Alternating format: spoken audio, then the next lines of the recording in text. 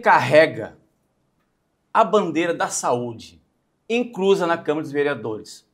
É com ele que nós vamos entrevistar hoje o Dr. Jamal Mohamed Salem, médico há mais de 34 anos, urologista e médico do trabalho. Dr. Jamal, seja bem-vindo, um bom dia. Mais uma vez, uma honra de estar aqui. Nosso queridíssimo estúdio, Você Precisa Saber. E com essa honra que está aqui de apresentar para nós, eu queria que você falasse um pouco do senhor como cidadão brasileiro, cidadão campograndense, médico e vereador. Inicialmente, eu quero cumprimentar todos vocês que estão nos assistindo e também fazer meu agradecimento a você, Samir, Dr. Samir, pela oportunidade da gente estar aqui e também parabenizar você por esse novo estúdio aí, que é um estúdio de primeira classe. Obrigado. Né? Parece que a gente está num estúdio da Rede Globo. Opa, essa foi uma honra para mim aqui agora, hein? Realmente não falta nada, tá? É um prazer estar aqui com você. Como você sabe, eu sou nascido aqui em Campo Grande, de origem palestina. Meus pais vieram como imigrantes, com a maioria dos árabes que vieram naquela época da década 50, 60, vieram como imigrantes para procurar o rumo de trabalho. Porque você sabe que naquela região do Oriente Médio passava por uma crise problemática, né? Devido à guerra, devido à colonização, né? Por exemplo, você pega a Palestina, a Jordânia, eram colônias inglesas. Você pega a Síria, o Líbano, eram colônias francesas. Né? O Iraque era inglesa, o Egito, aquela parte do sudeste ali da África, como a Líbia, o Sudão, era mais ligada à Itália.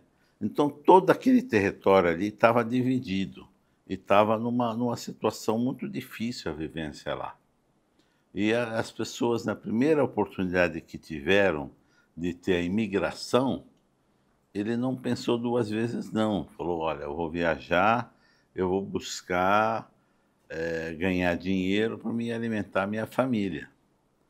E todos naquela época, Dr. Samir, pensava de ir nos Estados Unidos. Tá? E o foco e a cidade que recebia todos esses imigrantes, sejam da Síria, do Iraque, da Palestina, da Jordânia, era o Líbano. Por quê? Porque é lá que tinha embaixadas de todo o mundo. Embaixada do Brasil, a embaixada dos Estados Unidos, da Argentina. Então todos se migravam e ficavam alguns dias em busca de visto. Alguns conseguiam o visto com facilidade para os Estados Unidos, aí viajavam. E muitos não conseguiram, e a segunda opção era o Brasil, era a Argentina, Colômbia, Venezuela. Venezuela, naquela época, era uma maravilha. Era um auge, né? Exatamente, era o petróleo, a pessoa... Quando a gente falava Venezuela, é um país rico, né? E então foram assim. E a minha família, meus pais, principalmente meu pai, meu tio, meu irmão, e tiveram a oportunidade de conseguir o visto para o Brasil. Aí depois vai enfrentar a viagem. E a viagem naquela época era navio. 30 dias de navio. Né? Então era um sofrimento da viagem, porque parava muito, né? Saía do Líbano, parava no Egito, do Egito na Itália. Eram as rotas que ele fazia. Exato, até chegar no Brasil, aonde eles chegavam na cidade de Santos. Perfeito. E ali na cidade de Santos, a maioria já sabiam que tinham outros patrícios mais que vieram antes, que já estavam com as lojas montadas, principalmente na Rua Oriente, e eles mesmos fizeram dormitórios no fundo das lojas. Então chegava alguém, acomodava, ficava dentro, acomodava, ficava descansando um dia ou dois num dormitório assim, e aí o dono da loja fala, olha, melhor região para você ir vai ser no Paraná, que é o caso do meu pai, porque o movimento lá tá bom, porque o pessoal tá vendendo bem. Aí pegava 2 malas grandes, enchia de roupas, colocava uma folha de baralho para saber o preço da peça, para poder depois vender, porque eles não sabiam falar português. Perfeito.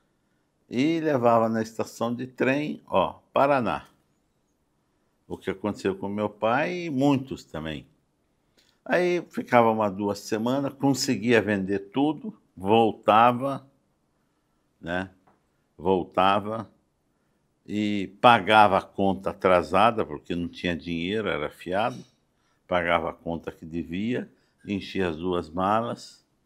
E assim, meu pai, por exemplo, chegou um momento que o próprio pessoal falou, olha, parece que Campo Grande, que naquela época era Mato Grosso, Isso. né? O comércio lá tá bom. Você poderia ir lá. E aí ele indicava, falava, ó, procura o Jamal, que mora no hotel tal, ali e tal. Então, eles foram. E assim, foram ganhando seus dinheiro e conseguiram abrir uma lojinha e aumentando a loja. Trabalhava na feira. A feira naquela época era o próprio Mercadão. Tinha o Mercadão, aquele estacionamento abaixo do Mercadão, era a feira. Tudo era feira ali. Era a Feira Livre ali. Que depois, mais tarde, mudou lá para Mato Grosso, onde está a igreja. Isso, que era Bromo Jurhai ali, né? Exatamente. Perfeito. E depois Agora ficou aqui na Feira Central. o nosso prefeito André conseguiu. Isso aí, doutor Jamal, me lembra muito a história que o senhor está contando, muita história do meu pai também, que veio do Líbano de 64 para cá, que portou em Santos. E a opção dele foi também para o Paraná e depois Minas, depois que veio para cá. É uma história bem parecida, viu? Exatamente, a história realmente ela se repete, né? Porque a maioria, porque veja bem, você ir para um país desconhecido, não tem parente, não sabe falar a língua. Tá? Chegar ali em desembarcar no Porto Santos, para você ir para a capital, que dá mais ou menos 1 hora, você pegar um ônibus, negócio, porque não tinham condições financeiras. Até você chegar na Rua Oriente, que tinha várias lojas ali, vários patrícios inclusive, eles foram, assim vamos dizer, eles foram heróis. Eles foram pessoas assim do bem, de abrir essas portas e ajudar as pessoas. Porque você vê hoje, é difícil acontecer isso. Né? Mesmo com estudo hoje, né? Você quer tentar ir para outro país, você já fica meio assustado, fala, será que eu vou vencer na minha vida? Olha como antigamente era, Exatamente. Né? Perfeito. E aí, acabou meu pai se instalando, trabalhava sábado, domingo na feira, de segunda a sábado também estava na loja, que ali na Calógeras, uma quadra antes do Correio. Abriu uma loja de roupas feitas, porque as roupas feitas que era o carro-chefe, né, que eles tinham. E graças a Deus meu pai conseguiu crescer, conseguiu ter os seus filhos. Adquirir coisas, seus bens. E adquirir bens, tudinho assim. Foi assim. E foi crescendo. E uma coisa importante, Samira, que eu devo falar, porque a maioria dos árabes que vieram como imigrantes daquela época, o sonho deles era vir, ganhar dinheiro, construir uma casa lá na terra de origem, tá? E ficar alguns anos e ir embora. Não ficar aqui. Aí você veja bem, olha como as coisas mudam. O povo brasileiro é um povo carismático, um povo amável, Receptivo. respectivo. Então aí o que aconteceu? Com essa boa recepção, boas amizades, eles acabaram aos poucos esquecendo a ideia de voltar para a sua cidade de origem. E ainda, muitos que eram solteiros tiveram, inclusive, facilidade de namorar uma namorada, se enturmar, casar, construir família, sabe, aqui. E acaba arraizando aqui mesmo. Arraizando Perfeito. aqui. Agora, se você fizer uma comparação, por exemplo, nos Estados Unidos, você vê que o povo lá é muito seco. Tá, muito seco. E a maioria dos patrícios ali, quando chegavam, eles iam trabalhar porque lá realmente existe a discriminação racial. E muito. E muito. Eu tive a oportunidade de ir várias vezes e ficar na casa de um amigo meu, um patrício meu, parente, e ele tem um supermercado no bairro dos negros, porque é ali que eles ganham dinheiro. Porque no bairro dos brancos, o pessoal não compra, não. Ele não sobrevive. Então ele tem que ter no bairro dos negros, no bairro espanhol, sabe? Latino, ali eles têm condições de crescer. E aí o que acontece? Os seus filhos começaram a frequentar as universidades e mesmo assim eles não conseguiram se enturmar com as meninas, ou as meninas enturmar com os rapazes, sabe? E acontecer o casamento. Por isso que você observa, se você observar, que a maioria dos árabes, quando chegava a idade de casar, ele ia viajar lá para a terra e casar com a patrícia, com a árabe, porque a facilidade é maior. Porque lá nos Estados Unidos não era assim. Não, até hoje, inclusive, é uma discriminação. Quando, por exemplo, uma mulher vê por exemplo, um brasileiro assim, ela já descarta de lado. Não tem, e principalmente um árabe também, devido à questão da religião, essas coisas assim, ele fica no escanteio. E por isso que você vê que a maioria dos árabes lá nos Estados Unidos são casados com a mesma raça de árabe.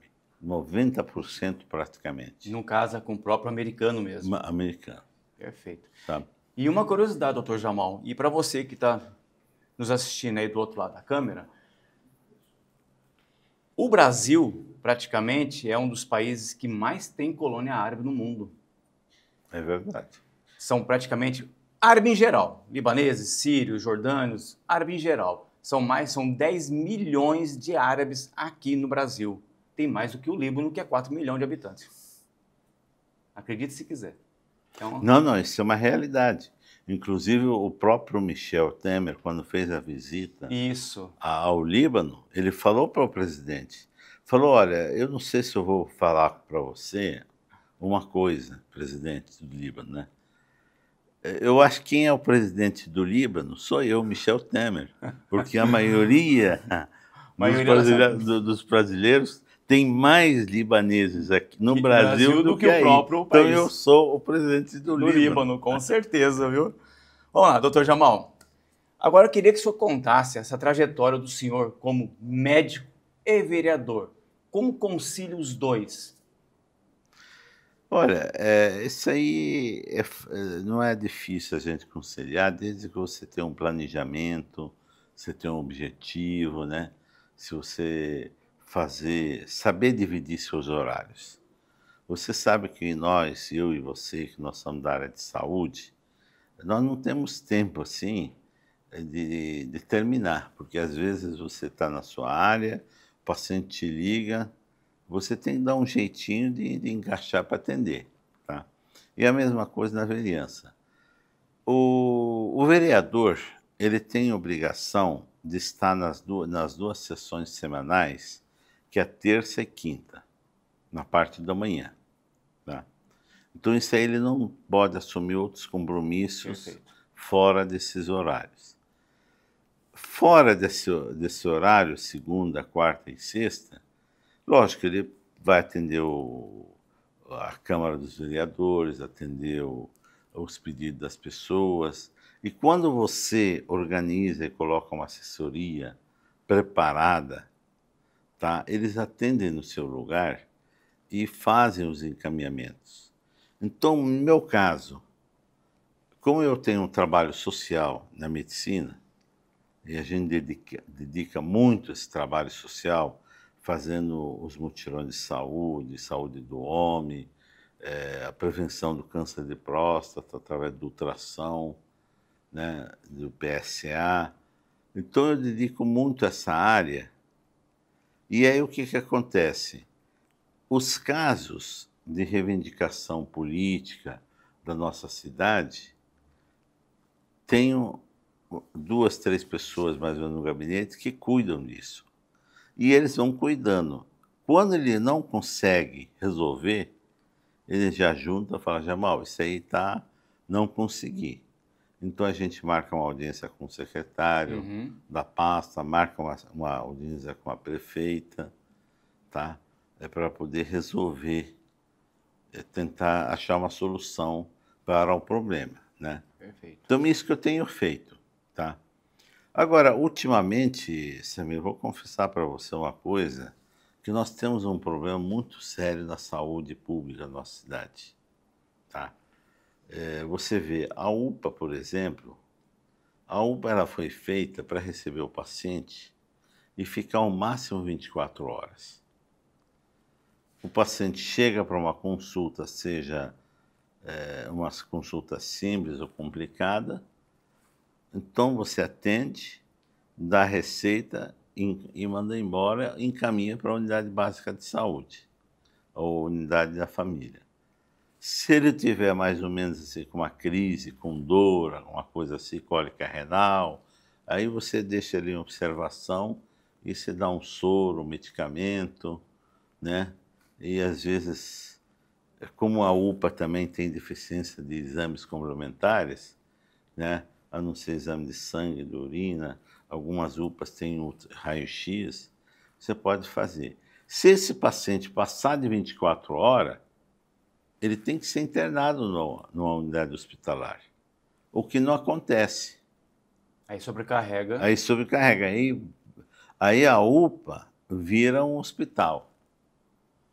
E virando um hospital, eles não têm condições de arcar com esse paciente. Porque, por exemplo, as refeições, quem que vai dar a refeição para esse paciente?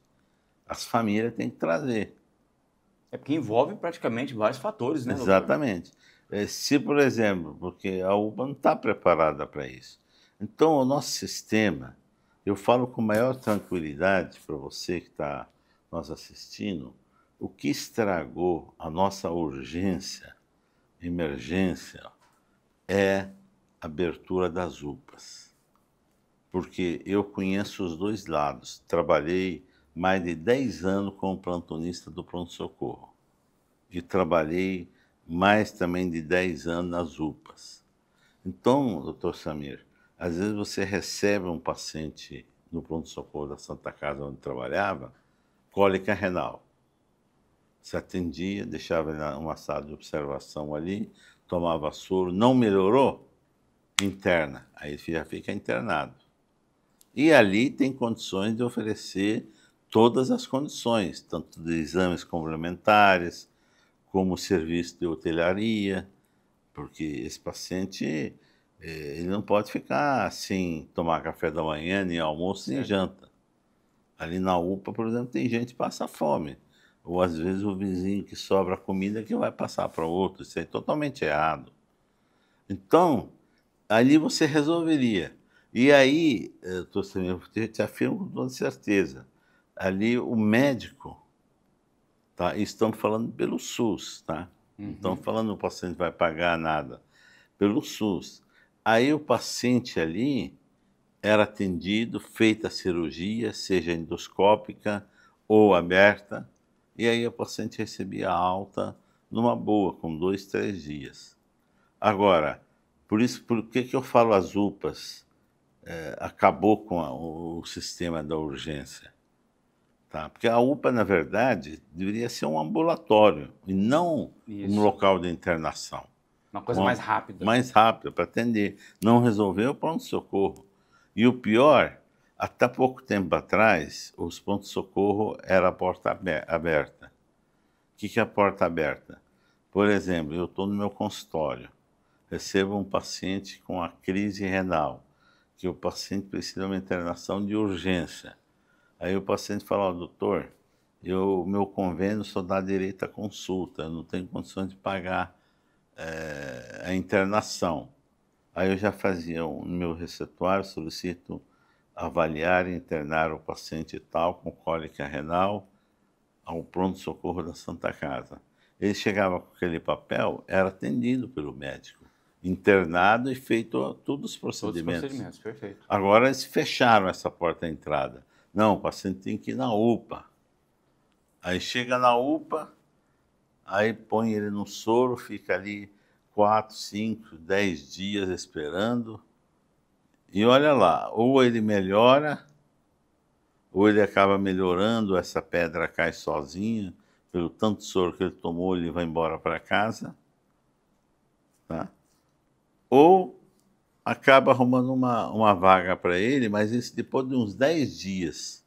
E vai Ou mais aí, exatamente. Então isso aí, eu acho que nosso sistema da saúde pública está muito atrasado.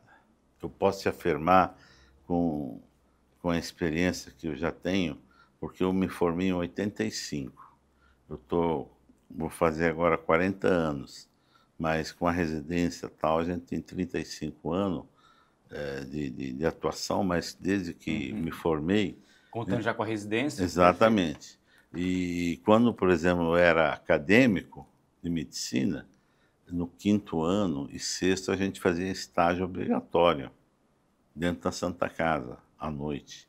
Cada 5 alunos passava um plantão, então a gente pegou muita experiência também.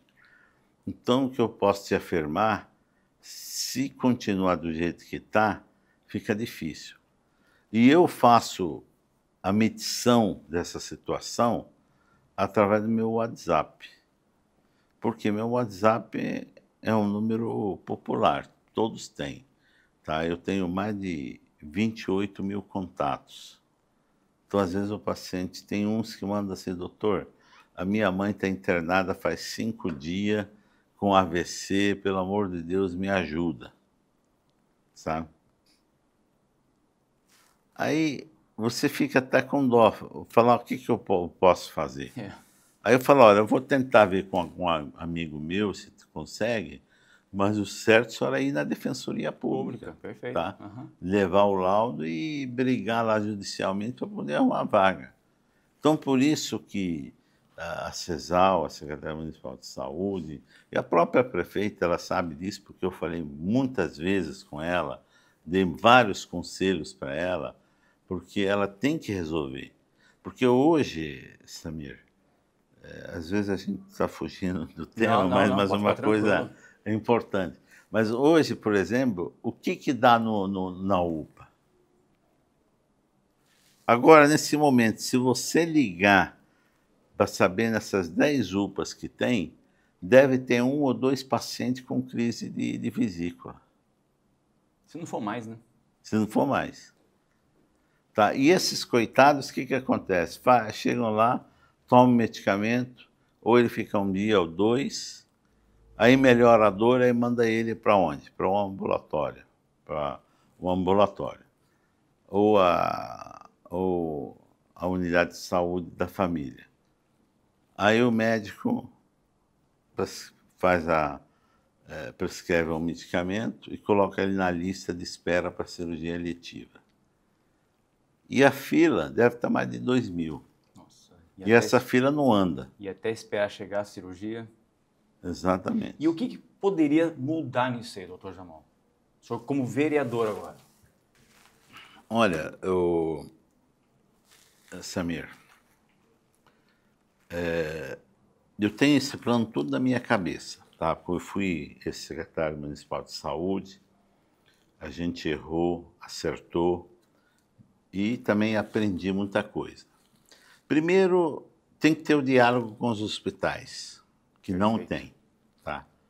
Não existe diálogo com os hospitais. Por quê? Porque faz mais de 7, 8 anos eles não recebem reajuste daquela contratualização, tá?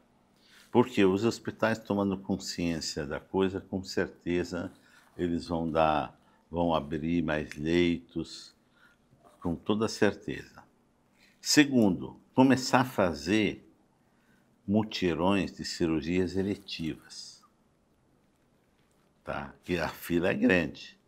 Fimose, tem mais de 800 fimose.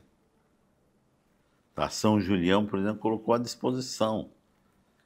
Eu falei com 10 urologistas, se colocaram à disposição de trabalhar, também fazer esses mutirões no próprio São Julião, porque é uma cirurgia que não precisa de internação.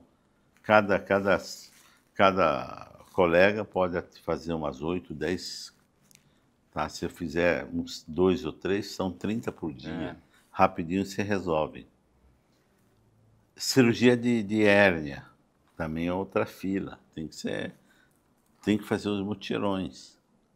Nós temos o São Julião, temos o Hospital do Pênfico. Você tem uma ideia, o São Julião, eles fazem pelo vídeo, 3 furos, não corta não, fica mais rápido. Tudo mais prático. Mais prático, né? As cirurgias de catarata, por exemplo, quantas pessoas aí que sofrem de catarata? E o Hospital São Julião, que é referência nacional em catarata, está aí parado, está com seu gás aberto. Agora você sabe que 3 semanas atrás foi aberto, foi inaugurado o novo ambulatório ali. Isso. Até eu fui convidado, o Dr. Zé Ivan, infectologista, tem um neurocirurgião, otorrino, então vai ter várias especialidades que vai poder atender o ambulatório e poder fazer as cirurgias. E quando a gente fala, o Jamal foi convidado para a urologia, mas não é o Jamal sozinho. Eu vou convidar os outros colegas aí que estão tendo disponibilidade, porque a gente pode dividir os dias, os horários. Não ficar só sobre o meu lombo, né? Exatamente, sabe? Então tem que ter essa iniciativa, tá? A terceira coisa, atenção básica. Atenção básica é no próprio posto de saúde da família ou posto normal. Muitas pessoas, por exemplo, tomam remédio para pressão e diabetes. E tem que ser trocadas as receitas a cada 30 ou 60 dias. Aí quando chega a vez dele lá, não tem vaga. Tá? Aí acaba mandando lá para a UPA para fazer a receita da pessoa. Quer dizer, ele ocupa um lugar que deveria ser feito ali. Vamos colocar um médico da unidade móvel dentro da unidade do posto de saúde da família para poder resolver esses probleminhas, sabe? Os exames complementares tem que ter mutirão para fazer os atendimentos dos ultrassom.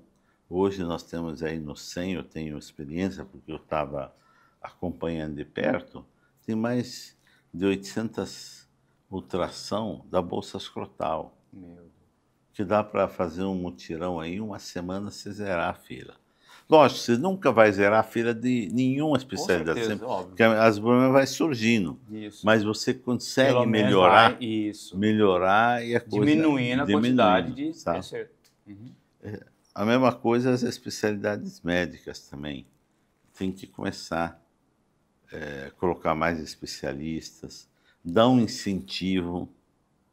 Isso é muito importante, dar incentivo para o colega, para poder ter uma produtividade maior, para poder atender mais. Porque veja bem, Samir, hoje, por exemplo, no posto, o médico tem que atender 15. Mas se você chegar a falar para ele, olha, doutor, o senhor não pode atender mais 10, então vamos pagar X para você a mais. Tenho certeza que ele topa, sabe? Eu já fiz até essa pergunta para um colega lá atrás. Eu falei, olha, se, por exemplo, pagar R$ 50 para você por uma consulta a mais, você aceitaria? Ele falou, aceito com todo prazer. Então falta um diálogo. Perfeito. Tá? Falta um diálogo. A Secretaria Municipal de Saúde daqui, eles têm uma equipe excelente, tá? Desde a diretora da atenção básica, desde a regulação, desde a vigilância, todas as áreas são pessoas de experiência, que eles já estavam com esse cargo, ou com a sua equipe, de muitos e muitos anos atrás, tá? Desde a época, para você ter uma ideia, da Beatriz Domache, inclusive eu quero mandar um forte abraço para ela, porque ela é uma secretária exemplar, que foi secretária de saúde municipal e estadual. Então, ela realmente, e ela é respeitada, inclusive, nacionalmente, tá? Respeitada nacionalmente. Então, você vê, desde aquela época, existe esses grupos, essa equipe, que são maravilhosos, que estão treinados. Tem que deixar eles trabalhar. Porque, Samir, você, como secretário, ou vamos dizer que você é o chefe desse jornalismo, desse trabalho, você tem que deixar o pessoal à vontade, ver qual que é a melhor posição para tirar, colocar câmera, tal, sabe? Porque eles têm experiência.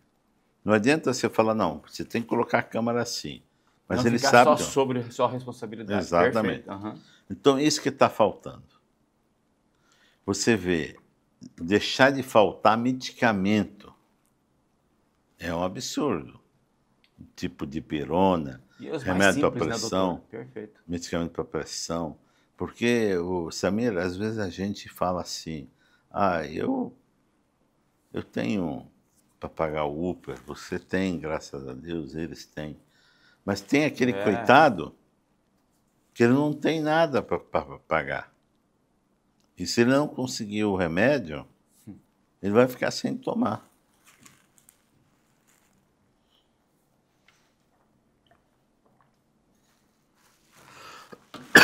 Outra coisa importante também, o posto de saúde. Nós temos 72 unidades de saúde aqui em Campo Grande, que funcionam de segunda a sexta. Sábado, domingo fechado. Por que não abre alguns sábado, domingo para atender a população e paga plantão para o colega que vai atender? Porque vai folgar a procura. E também vai diminuir o atestado. Agora, esses dias, por exemplo, um amigo meu, que é o chefe do departamento pessoal lá do JBS, ele queria uma audiência com a secretária. Aí eu falei, qual que é o assunto? Ela falou, está vendo muito atestado, muito atestado. Eu falei, mas isso aí é complicado, não tem como você obrigar o médico. Porque se o paciente chegou a você e você consultou ele e viu que está doente, ou pelo menos ele chega às 7 da manhã e a vez dele é às 10, e o cara pediu o período matutino, você tem que dar o atestado. Aí o cara vai trabalhar na parte da manhã e fala, não, você não pode voltar porque ou você começa de manhã cedo ou nada feito. Quer dizer, você tem que ter diálogo dentro da sua empresa de facilitar as coisas para o paciente. Perfeito. Quando existe diálogo, olha, eu preciso ir no médico hoje à tarde, eu vou marcar a consulta lá. Eu vou trabalhar até 11 horas, eu sou liberado. Tá, pode ir. Aí, lógico, agora vai ocupar a CESAL, né? Então, é o que eu digo. E outra coisa, o terceiro turno que deveria começar das 17 horas até 22 horas, é muito importante nesse momento para a gente poder diminuir a demanda das UPAs. Porque o problema maior hoje, Samir, quando você está com dor de cabeça, você nem pensa em ir no posto de saúde. Você já pensa em ir na UPA. É automático. Automático. Porque na UPA você sabe que você vai ser atendido. Você vai chegar na unidade básica de saúde ou da família, a minha vai falar, não, as fichas já acabou, não tem mais.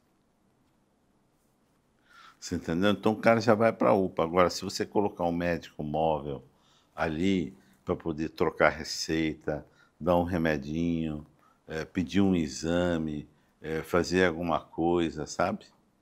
E aí nós precisamos também resolver a questão dos exames complementares, como, por exemplo, tomografia, ressonância, que o próprio município não tem o aparelho, só o regional que tem. Então é melhor terceirizar, porque se terceirizando, a produção é maior e o custo para o município vai ser muito mais barato. Com certeza. Perfeito. Perfeito. Doutor Jamal, só para encaixar nessa questão que o senhor falou aí, em relação às UPAs, eu vejo que o senhor trabalha também na parte social e faz praticamente mutirão. Como que funciona essa parte social que o senhor faz? Inclusive para ajudar as pessoas que não têm condições também hoje em dia, né? Exatamente. Esse trabalho social,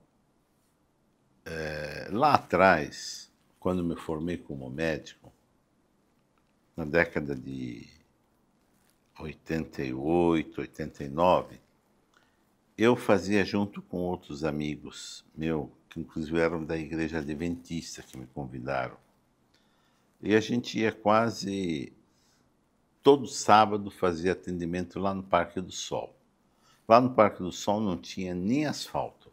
Era uma barraca e ali tinha várias especialidades. Eu era um clínico e urologista, tinha cardiologista, que é o Dr. Alcione, e tinha outros ali que a gente fazia esse atendimento. E aí eu aprendi mais ou menos o esquema que eles fazem, ou seja, a divulgação, a marcação do local. O local normalmente era uma barraca que faziam, né, construíam.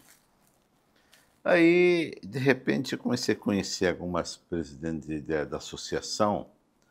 Eu falei, doutor, você não poderia fazer um atendimento lá em casa? Eu vou chamar umas pessoas que estão precisando. Eu falei, não, é uma boa, pode chamar. Aí começou a chamar, eu ia lá, fazia a consulta, né? Fazia a consulta, dava a receita, pedia os exames. Às vezes, o próprio retorno, como a gente não tinha, eu marcava a pessoa ir lá no meu consultório, que atendia ele de cortesia, lá no meu consultório, sem cobrar nada. E aí foi, sabe? De repente, no bairro Parque do Sol, Dom Antônio, de repente foi para o Lajeado, de repente foi Los Angeles, e foi crescendo, sabe? Então tornou uma coisa de rodízio, sabe? Cada mês, 2 meses, a gente estava num lugar, tá? Aí tinha até um amigo meu, o Raul, também começou a participar comigo, eu e ele, e também outro médico falecido, Zé Tomás, nós 3 estávamos fazendo, e a coisa cresceu. E, de repente, mais para frente um pouquinho, eu comecei a perceber a deficiência da saúde do homem. Né? Eu falei que precisava fazer alguma coisa para a saúde do homem. E eu fiz um curso de ultrassom e eu comprei um aparelho ultrassom portátil pequeno. E aí começamos a divulgar, olha, vamos fazer saúde do homem, a gente vai fazer a prevenção, é só ultrassom, não é o toque, porque quando você falar de próstata, né, os homens já ficavam, correm, né? Fala, é o dedo do Jamal, né? É o dedo grande, dedo de ouro, sabe? Falei, não tem nada de dedo não, o dedo só se for preciso. vamos fazer ultrassom, porque ultrassom dá para ver o tamanho da próstata, a gente pede o PSA e vamos te acompanhar. Então, a partir daí, deixei de ser clínico, vamos dizer assim, porque a demanda aumentou para a saúde do homem. E comecei a fazer os ultrassom. Na própria associação dos moradores, eu tinha uma maca que abre e fecha, a gente levava, tá? A pessoa lá arrumava a sala, ele fazia o convite aos homens da região, falava, ó, tal dia, porque normalmente a gente fazia à noite, né? Fazia à noite porque para não atrapalhar o trabalho dos homens, e começamos a fazer esse trabalho, tá? Esse trabalho dentro da associação, da Associação dos Moradores, e às vezes até na própria residência. A gente ocupava a sala da pessoa ali, colocava a maca ali, e os pacientes ficavam sentados no quintal, aí a dona da casa, ou o dono da casa, ele tinha as fichas, e chamava um por um, entrava, a gente passava o aparelho, pedia o PSA, aí o PSA às vezes não estava pronto, então eu mandava o paciente tirar foto e mandar pelo WhatsApp. Perfeito. Sabe? Aí quando eu recebia o resultado, dava retorno para ele, ó, seu PSA está normal, seu retorno só daqui 6 meses. Quando dava o PSA alterado, eu já marcava para ele sem custo nenhum, de cortesia, lá no meu consultório. Aí ele ia lá, né? Ia lá, eu já tinha a ficha dele do volume da próstata, porque eu estava informatizado naquela época também. E aí você fazia a continuação do paciente. E realmente isso aí está até hoje está sendo feito. E há 3, 4 anos atrás, nós criamos esse programa dentro das unidades de saúde, porque como eu sou concursado da prefeitura desde 91, né? Então nós começamos a fazer segunda, quarta e sexta à tarde nas unidades de saúde. Levava meu aparelho e lá a gente aproveitava a estrutura do próprio posto, que tinha a maca, tinha a sala de consulta, e fazia os pedidos, o paciente fazia o PSA lá mesmo. Então ficou bom. Inclusive, até eu cheguei a chamar, quer dizer, o programa chama-se Urologia Móvel. O que é urologia móvel? Em vez de você ir atrás, ele vem até a sua unidade. Sua unidade, tá? perfeito. E essa unidade móvel do senhor, da equipe do Dr. Jamal, ela está com mais de 20 anos, né? Tá mais de 20 anos. Nós não temos carro, não temos ônibus, não temos nada disso, sabe? O carro próprio, você carrega o aparelho dentro do carro e a gente usa a estrutura. Se é do posto de saúde, usa a estrutura do posto. Perfeito. Ou usa a residência das pessoas, ou usa a associação dos moradores. Porque, veja bem, existem aí, você sabe, tem outros colegas que estão fazendo, por exemplo, às vezes prevenção da mama, essas coisas assim, e aí usa o ônibus.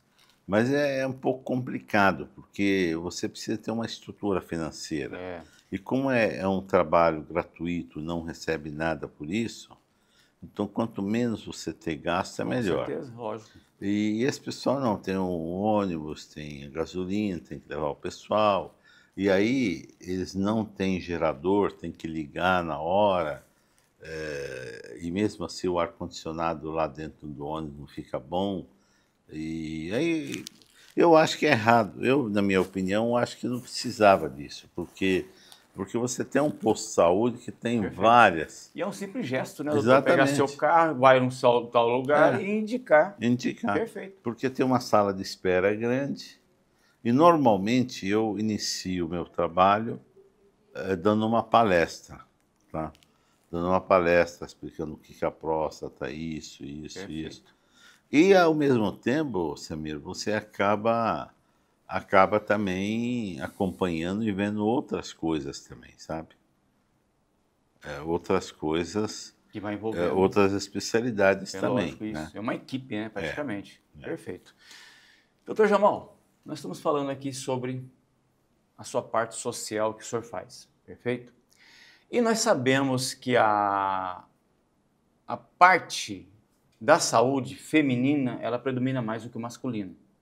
Então nós temos praticamente que é o outubro rosa e tem o novembro azul. E eu queria que o senhor passasse um pouco para o pessoal do outro lado, falar desse novembro azul, a importância que é de fazer o toque, de descobrir o CA, que é o câncer, para não ter aquela continuidade de demanda muito grande e de preventivo, né? Eu queria que o senhor falasse um pouco desse novembro azul, a importância da saúde do homem. Não, exatamente. Foi muito importante a sua colocação. Vamos falar sobre o Outubro Rosa. Não sei se vai ter outro colega que vai vir falar sobre saúde da mulher, alguma coisa. Com certeza. Vai vir no seu programa? Vai. Então vou deixar para ele falar. Não, mas pode falar um pouquinho. Você é Pode mulher. falar. Você é mulher que tem mais de 40 anos e você tem que fazer o preventivo, ultrassom da mama, uma vez por ano, tá? E é muito importante que toda mulher, a partir de qualquer idade, no 5º dia após a menstruação, você olhar no espelho, tá? Sem a roupa, né? Levantar seu braço esquerdo e com a mão direita você começar a palpar a sua mama, tá?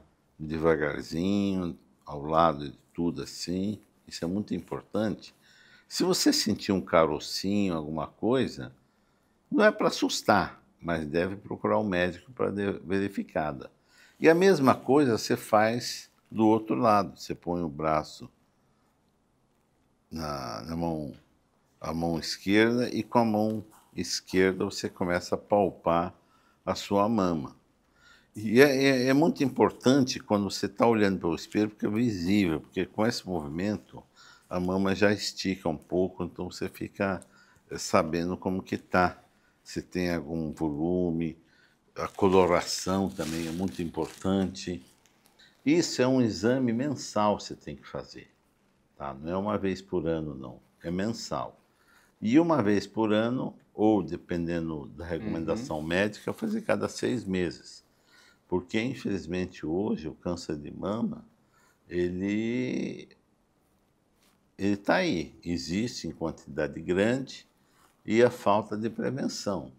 Então, quando você previne, a cura é 100%.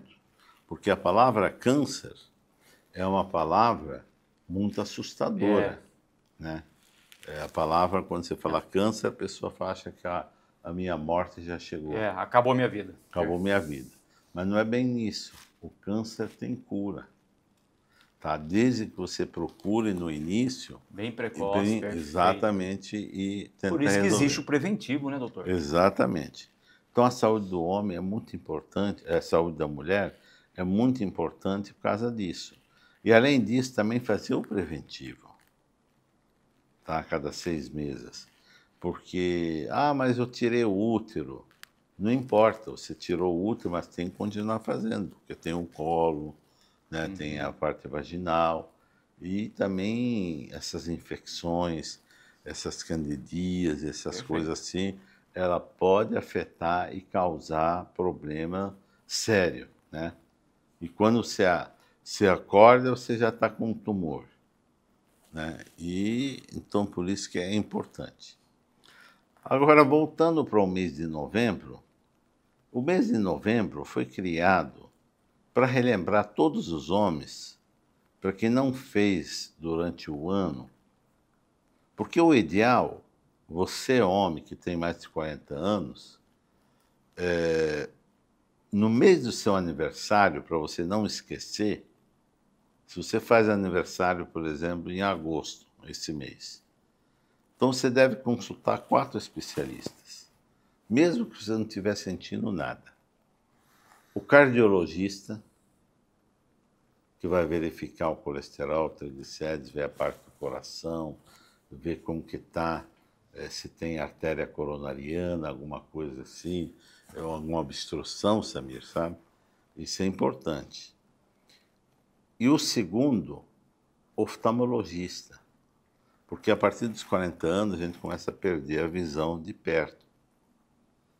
E além de perder a visão de perto, tem uma doença silenciosa que chama glaucoma. Perfeito. Glaucoma, hipertensão ocular. É diferente da pressão Isso. arterial. Às vezes a pessoa tem pressão normal arterial e pode ter Uma pressão. pressão Perfeito. ocular. E o que a pressão ocular pode causar? Você vai perdendo a visão, aos poucos até ficar cego. E não tem solução. Então é importante você fazer, pelo menos uma vez por ano, o oftalmologista também. E o urologista é o terceiro.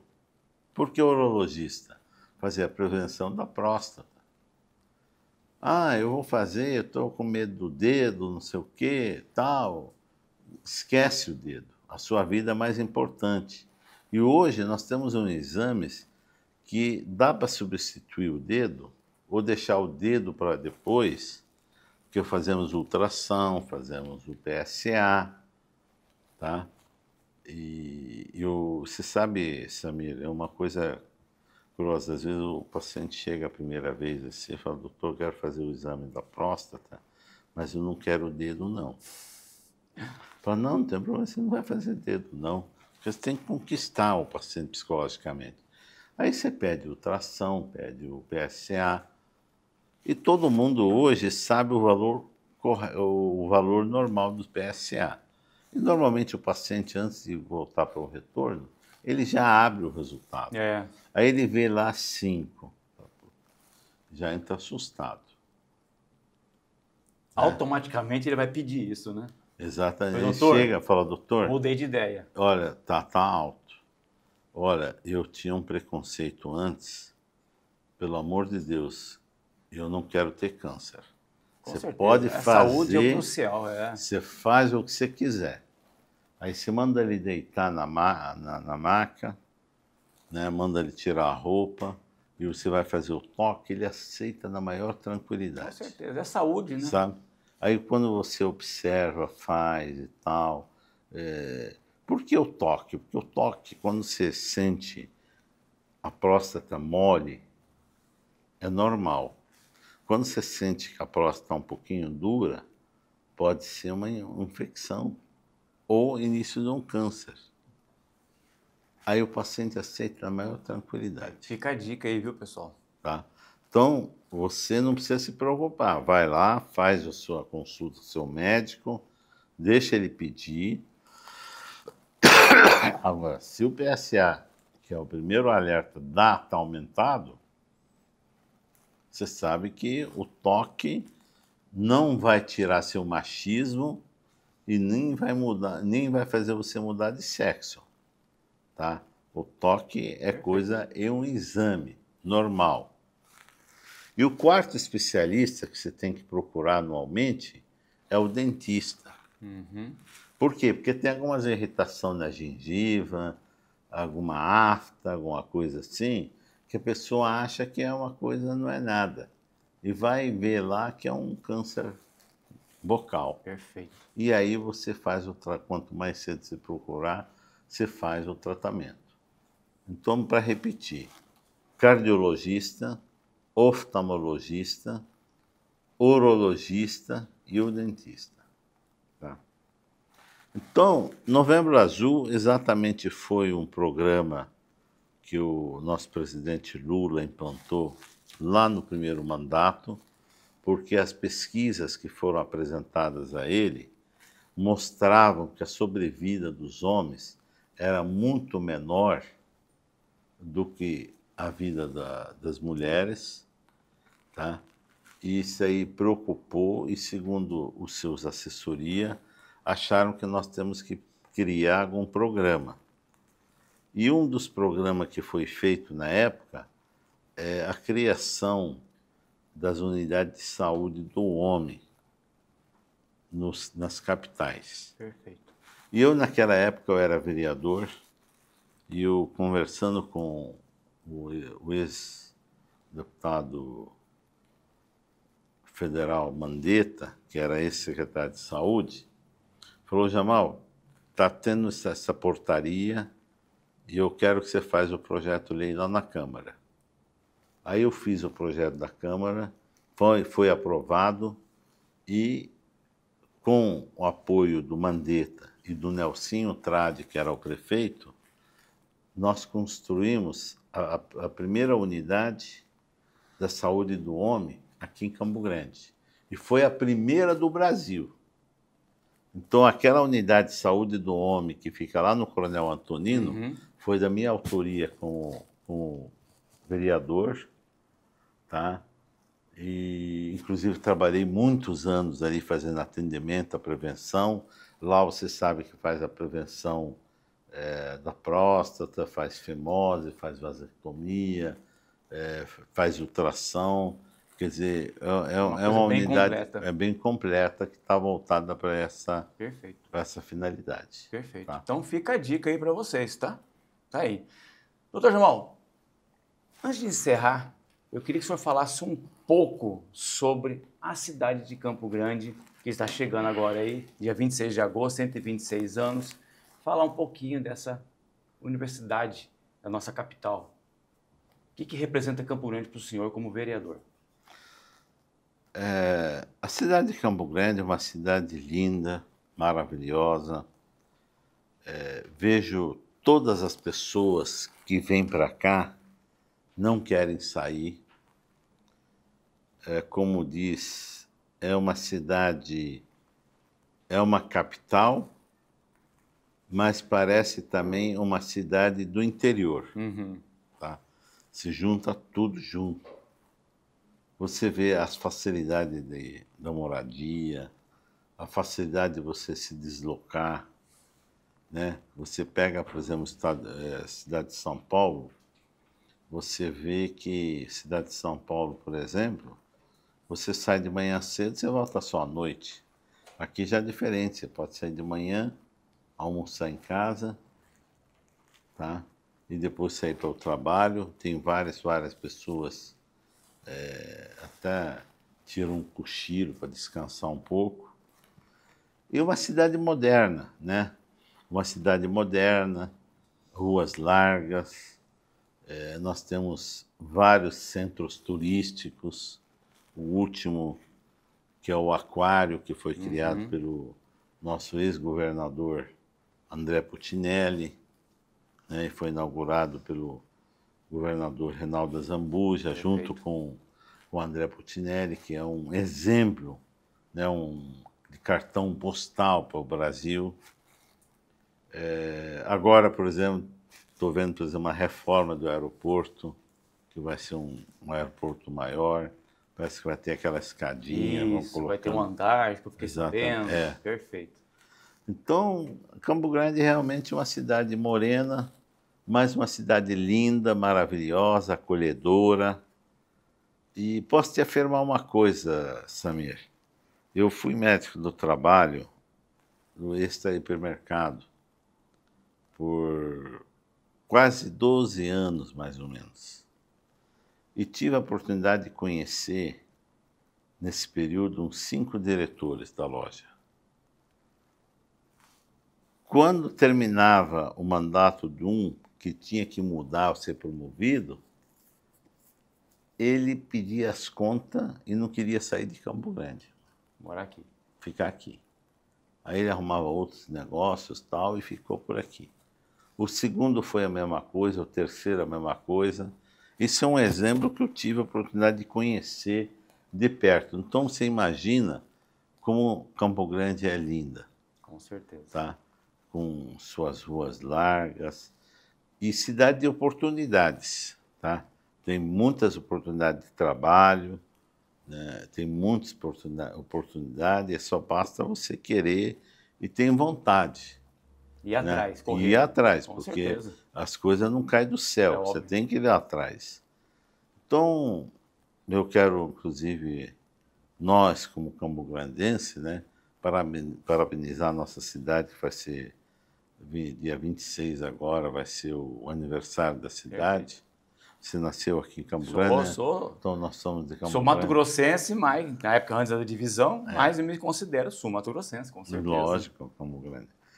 Então é uma cidade maravilhosa, parabéns. Espero que nós temos bons governantes para melhorar cada vez mais a nossa cidade. Perfeito. Isso que eu desejo, porque a gente vê, por exemplo, hoje, esses problemas de buraco aqui, buraco ali, mas isso aí, na minha opinião, falta de gestão. Tá certo. Falta da prefeita cuidar melhor da cidade. Porque não depende de mim, depende de você. Cada um de nós vai fazer a sua parte. Com certeza. Mas o governante maior, que é a prefeita, tem que cuidar. Porque é a principal gestora, né? Exatamente, a principal gestora, ela tem os recursos e ela tem um planejamento de trabalho. E eu, como vereador, a gente pede, critica, apresenta as reivindicações, todas as reivindicações que a população manda para o gabinete, a gente sempre está apresentando, cobrando os secretários a executar, fazer mais rápido, né? Mas tem que ter uma equipe mais ativa, mais rápida e também melhorar a saúde, porque sem saúde a gente não consegue trabalhar. Com certeza. Porque a saúde é a principal essencial. coisa. É essencial. Perfeito. Então tá aí, fica a dica, doutor Jamal, como ele acabou de falar. Cuidar da saúde é cuidar da sua vida. E para nós encerrarmos, nós temos um presentinho aqui, viu? Do estúdio, você precisa saber, doutor Jamal. É uma caneca mágica, estou lhe dando. Funciona só com água quente, tá, pessoal? O senhor põe aqui e vai aparecer o nome do programa. Então tá aqui esse presente. E eu fico muito honrado pela sua visita. Muito obrigado aí, muito obrigado. E essa dica para o pessoal de Campo Grande. E quero agradecer ao senhor mais uma vez. Que o senhor tenha um ótimo dia, um ótimo feriadão aí prolongado. E que Campo Grande agradece para um vereador como o senhor é. Tá? O quarto mais votado aqui de Campo Grande. Tá certo, doutor Jamal? Muito obrigado e me coloco sempre à disposição da nossa população em geral, tá? Todas as reivindicações da nossa cidade, tanto da infraestrutura, da área social, da educação e da saúde, sempre estou à disposição para a gente atender e ajudar a nossa população. Porque a minha função como vereador, com toda sinceridade, é servir você, tá? Servir o cambograndense, tá? Servir o cidadão. Então, vocês têm que me cobrar. Perfeito. Muito obrigado a todos, muito obrigado, Samir, muito obrigado a toda a sua equipe maravilhosa que estão aí, tá? Que acompanharam todo esse tempo aí. Eu que agradeço, doutor tá? Jamal, Muito obrigado. pelo convite nosso aqui, tá? Eu que agradeço. Muito Seja obrigado. bem-vindo e a mais outros programas futuramente, tá Se bom? Deus quiser. A você que está nos assistindo aí pelo canal do YouTube, te convido a participar, a interagir, a inscrever no nosso site que está exposto aqui e compartilhar cada vez mais os nossos entrevistados. Não perca as entrevistas nossas aqui no estúdio, você precisa saber, sempre vai ter um conhecimento fabuloso como a do Dr. Jamal aqui, para você que queira aprender um pouco mais sobre a questão de saúde, a questão de direitos judiciários, enfim, é uma entrevista de vários seguidores, tá bom? Então fica esse convite e que vocês inscrevam para nós aqui e compartilhem o nosso podcast aqui do nosso estúdio Você Precisa Saber. Até o próximo programa.